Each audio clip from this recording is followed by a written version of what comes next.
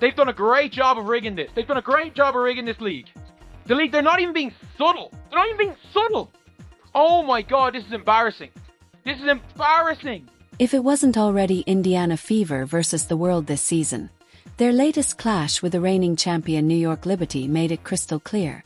The matchup had everything: superstars, playoff-level intensity, a sold-out crowd in Indianapolis, and national TV coverage. Many fans saw it as a potential WNBA Finals preview, featuring two of the league's most electric teams. It should have been a shining moment for the league. But in classic WNBA fashion, the buzz was overshadowed by controversy. This time, thanks to the officiating. Once again, questionable calls took center stage, leaving fans frustrated and I can't believe what I'm about to say. The Indiana Fever, with the strongest, loudest, most intimidating home court advantage in all the WNBA, just got robbed at home. I saw it with my own two eyes live on CBS. Just like last season, fans were left confused or shouting at their screens. Missed calls and questionable fouls shifted momentum toward the reigning champs. Outrage followed fast. Social media erupted, with fans and analysts alike calling out the officiating and demanding. But I will just say the lopsided officiating was absolutely insane. The controversy isn't just about a few missed calls. Though let's be honest, those were brutal, and we'll break them down in a moment.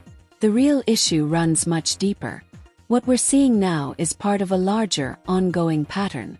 It started last season, got worse during the preseason, and now, just a handful of games into the regular season, it's reaching a boiling point. And if you think that's an exaggeration, wait until you hear the numbers.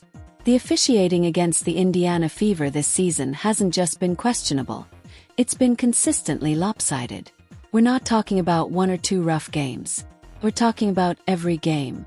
And the stats are honestly embarrassing for the league. Things have gotten so bad, even the Fever are speaking out. Head coach Stephanie White didn't mince words after the Liberty game. She didn't dance around the issue, she sent a clear warning shot. And even Caitlin Clark, usually the calmest voice in the room, made her frustration known with a subtle jab. We're diving into exactly what went down. But first, like this video if you think the refs have it out for the Fever.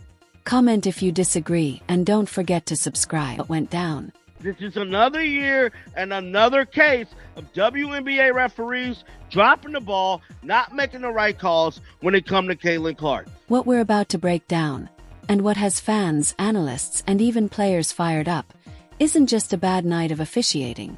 It's a long, frustrating, and borderline dangerous pattern that traces back to last season. From the moment Caitlin Clark stepped onto a WNBA court, it was clear she was going to be treated differently. The physicality intensified. Opponents took extra liberties. And the refs, they stayed silent. The whistles just weren't coming. It started early and hasn't let up. There were moments last year where Caitlin looked visibly. I feel like I'm getting hammered. I don't know. I appreciate Christy getting a tech too. I don't know. And then came the Kennedy Carter incident. The hit heard around the league. Caitlin Clark was blatantly blindsided off the ball in what was clearly a frustration foul.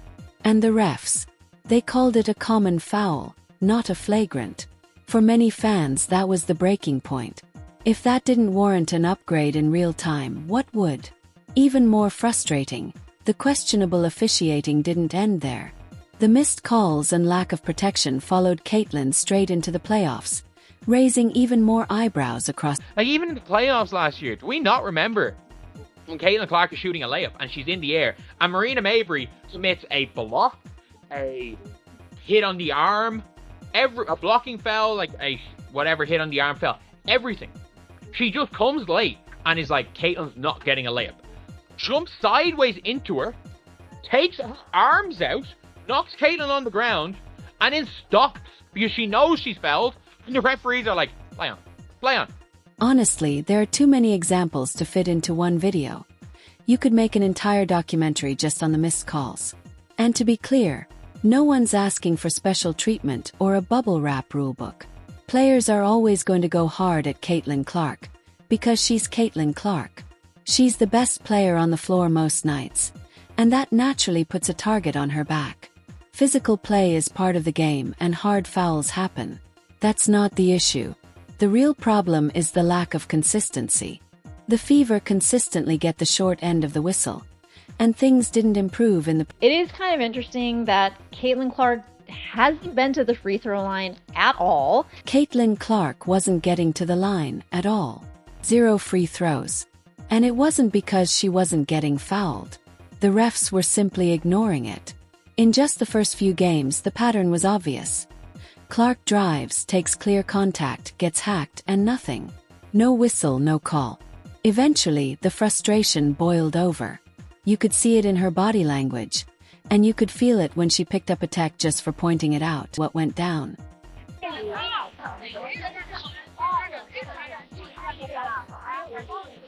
In the 3 regular season games leading up to the Liberty matchup, the imbalance in officiating didn't just continue, it got worse. Head coach Stephanie White is about to lay out the numbers, and they're honestly mind-blowing. We're talking clear, undeniable disparity. Still, some people brushed it off, chalking it up to early season rust, saying things would level out with time. The Fever's showdown with the defending champs, the New York Liberty, was the perfect chance to prove that.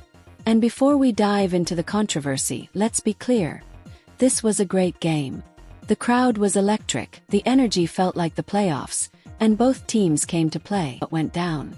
But I mean, they have 9 baskets, and I have them unofficially with 7 right-handed layups. Oh, Clark found a hole in the defense. Now, Caitlin's going to wait for Aaliyah Boston here. Goes over the top, Boston, the catch fading away, goes off the glass. Lexi Hull was a spark plug, making impact plays all over the floor, while Aaliyah Boston reminded everyone why she was the #1 pick in 2023. The connection between Caitlin and Aaliyah was on full display. Their chemistry was undeniable. Caitlin was threading pinpoint passes, and Aaliyah was finishing strong at the rim. They were reading each other in real time, communicating mid-play, and creating serious problems for New York's defense all night long. This is the best passing connection I can remember since John Stockton was feeding Karl Malone back in the Utah days. Caitlin may not have had her all-time best outing, but she still produced the type of plays that define her greatness. She drained difficult shots, delivered dazzling passes, and created electric sequences that sent the crowd into a frenzy. Even on a night that wasn't her sharpest statistically, her presence was undeniable. She left her imprint on nearly every aspect of the game. That's the difference between a star and a superstar. Finding ways to shine, even when the numbers don't.